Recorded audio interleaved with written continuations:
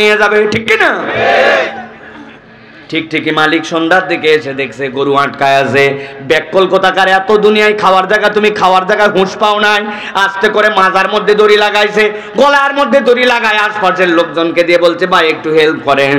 টান দিছে, কষ্ট হয়েছে, গরুর গলার মধ্যে দাগ উঠে গেছে, কিন্তু মালিক থাকার কারণে ওই অবলা গরুটাকে উদ্ধার করে নিয়ে যাওয়া হয়েছে। ভালো করে বোঝেন, ঠিক একই রকম হয়তো কোনো কাদার এরকম পুকুর আছে, ওই পুকুরের পাশে এমন একটা গহীন জঙ্গল আছে, যেই জঙ্গলের মধ্যে বাঘ থাকে, রয়্যাল বেঙ্গল টাইগার। ওই রয়্যাল বেঙ্গল টাইগার চিন্তা করছে পুকুরের এপার থেকে ওপার বোধহয় পার হয়ে যাব, খেয়াল করে নাই, ওই পুকুরের মধ্যে চলে আসছে। আসার পরে সেও মধ্যে মধ্যে আসার পরে পা চারটা ঢুকে গেছে, ঢুকে যাওয়ার পরে যত ওঠার চেষ্টা করছে তত ঢুকে আটকায় গেছে।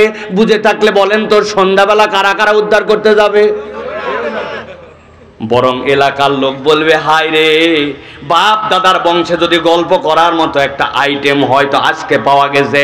কি আইটেম? কয়েকটা বাঁশ নিয়ে আয়, অন্তত নাতির কাছে গল্প করতে পারবো, পিটায়া বাঘ মারছিলাম, ঠিক কিনা? রয়্যাল বেঙ্গল টাইগার হওয়ার পরেও যদি তার মালিক না থাকে, ওই রকম একটা আঠাল পুকুরের মধ্যে গেলে আটকায় যায়।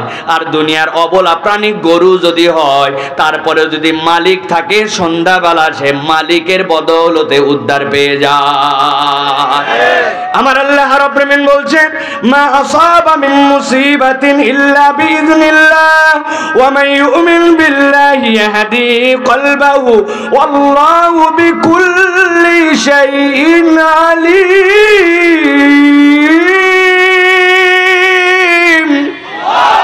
এই দুনিয়ার মানুষ ভালো করে বোঝো, আমি রব্বুল আলামিন বললাম তোমার যত বড় বিপদ আসুক না কেন, এই বিপদটা আল্লাহ রব্বুল আলামিনের নলেজের মধ্যে দিয়েছে, রবের জ্ঞানের বাইরে কিচ্ছু নাই। তবে আল্লাহ বলছেন রব্বুল আলামিন তোমার বিপদ থেকে উদ্ধার করাই দিতে চান।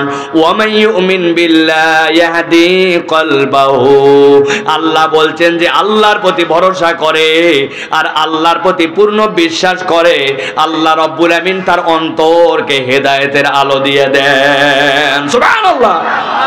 অন্তর হেদায়েত পাওয়া মানে কি? বিরাট ব্যাখ্যা সাপেক্ষ বিষয়।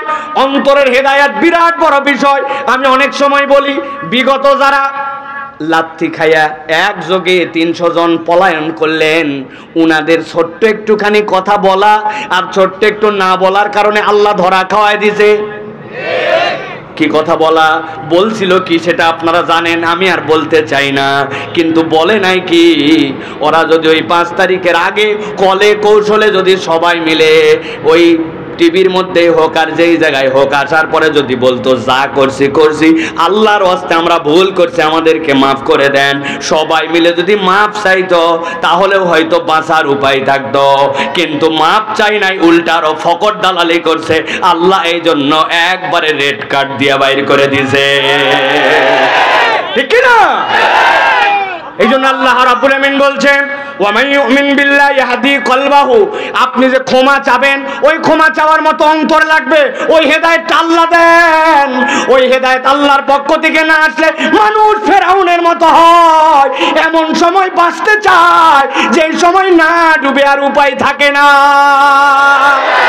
ঠিক না? দেখবেন ওদের অনেক বড় বড় লিডার আছে, নামের আগে লিখবে সাবেক অমুক সাবেক তমুক, বলে কিনা?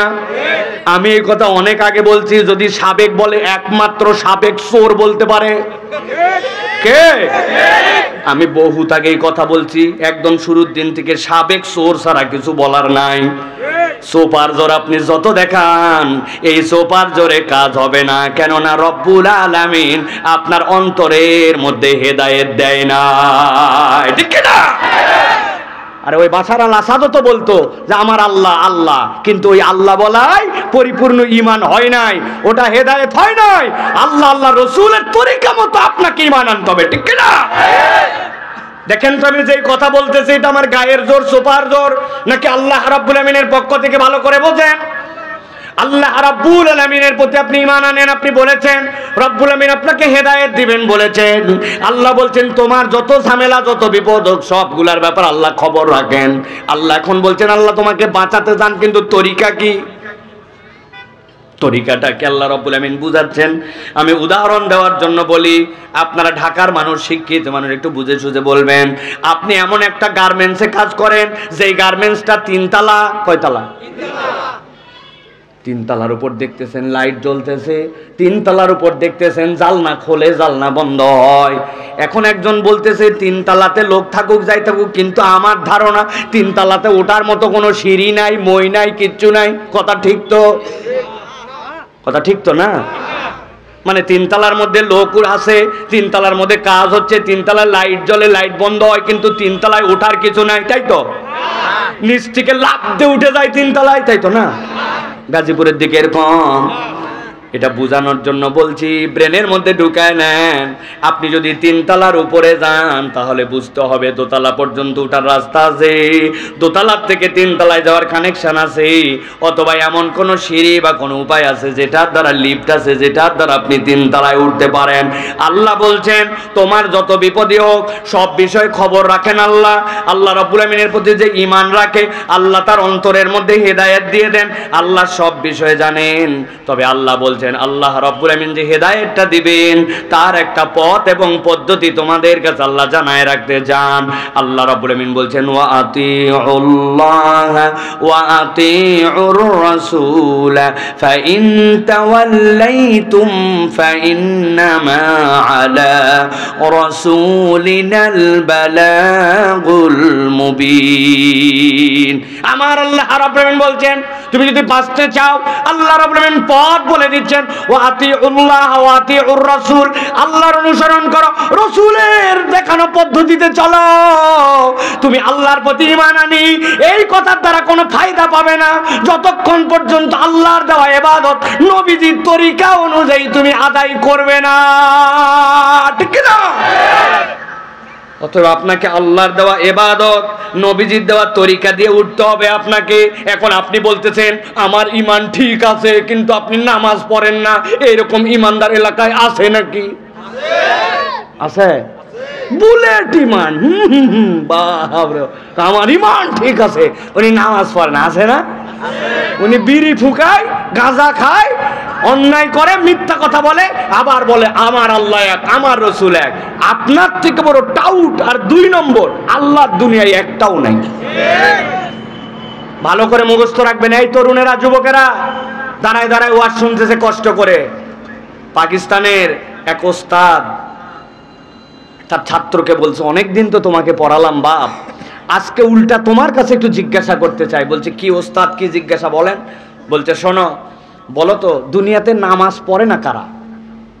ও খানিকক্ষণ ভেবে বলছে ওস্তাদ আমার ক্ষুদ্র জ্ঞানে যতটুকু বুঝছি তাতে মনে হয় 3 শ্রেণীর লোক দুনিয়াতে নামাজ পড়ে না। কয় শ্রেণী? যারা ঘুমায় গেছেন তারা শুধু কথা বলবেন না, যারা জেগে আছেন বলেন কয় শ্রেণী? 3 শ্রেণী। বলছে কারা কারা বলো? বলছে 1 নম্বরে দুনিয়াতে যারা পাগল অথবা অজ্ঞান, এরা নামাজ পড়ে না। অজ্ঞান লোক নামাজ পড়ে ভাই? পাগলে নামাজ পড়ে? পড়লেও কি সেটা জুত মতো নামাজ হয়? বলছে বাহ দারুণ ব্যাপার, ঠিক বলছো। 2 নম্বর বলছে 2 নম্বর হচ্ছে ওস্তাদ আমার যতটুকু ধারণা তাতে মৃত মানুষ নামাজ পড়ে না। মরা মানুষ নামাজ পড়ে? মরা মানুষের উল্টা নামাজ পড়া লাগে, ঠিক না ভাই?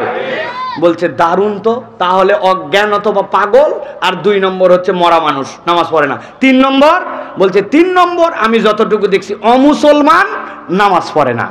তাহলে নামাজ পড়ে না কয় শ্রেণীর লোক? 1 নম্বর অজ্ঞান অথবা পাগল। বলেন বলেন সবাইকে বলতে হয় দাঁড়ায়, অজ্ঞান অথবা। 2 নম্বরে মৃত বলেন, 3 নম্বরে অমুসলমান বলেন। এবার আপনাদের কাছে জিজ্ঞাসা করব, বলেন তো ভাই আমরা যারা এখানে আছি সবাই আমরা প্রথমে 1 নম্বরে আমরা কি অজ্ঞান অথবা পাগল? যারা বললেন না সমস্যা আছে নাকি ভাই? আমরা কি অজ্ঞান অথবা পাগল? 2 নম্বরে আমরা কি মৃত? কারা কারা মরে গেছেন হাত তোলেন? নাই একজন। আমরা কি মৃত? 3 নম্বরে আমরা কি অমুসলমান? বাড়ির যাই এখন ভাইবেন যে সাইফুল্লাহ ভাই কিন্তু একটা কথা বলে গেছে, তার কথা না আপনাদের মুখের কথা। আপনি বলছেন আমি অমুসলমান না, পাগল না, অজ্ঞান না, আমি মৃত না। তো আপনি যদি এইগুলোর মধ্যে না হন আর যদি নামাজ না পড়েন তাহলে আপনার কিন্তু খবর আছে, ঠিক কিনা? আপনি এশার নামাজ না পড়ে ওয়াজ শুনবেন, ফজরের নামাজ না পড়ে আবার শুয়ে থাকবেন আর মনে করবেন ওরে বাবা আমার থেকে বড় ইমানদার কে আছে হে, সিরিয়ার বিজয়ের পরে স্ট্যাটাস দিছে লিল্লাহে তাকবীর আল্লাহু আকবার, সকাল 10:30টার সময় ফজর না পড়ে আবার চেক করতেছে কতগুলো লাইক পড়লো রে, সিরিয়ার মতো বিজয় আমার লাইক পড়লো না, মুসলমান দেশে আর না, ভালো জিনিস ভাইরাল করলো না, বেনামাজি ভাইরাল করাচ্ছে উনি, আছে কি না? এই জন্য প্রিয় ভাইরা আল্লাহ রাব্বুল আলামিন বলছেন ওয়া মান ইউমিন বিল্লাহি ইয়াহদি কলবাহু, যে ঈমান আনবে আল্লাহর দায়িত্ব তাকে হেদায়েত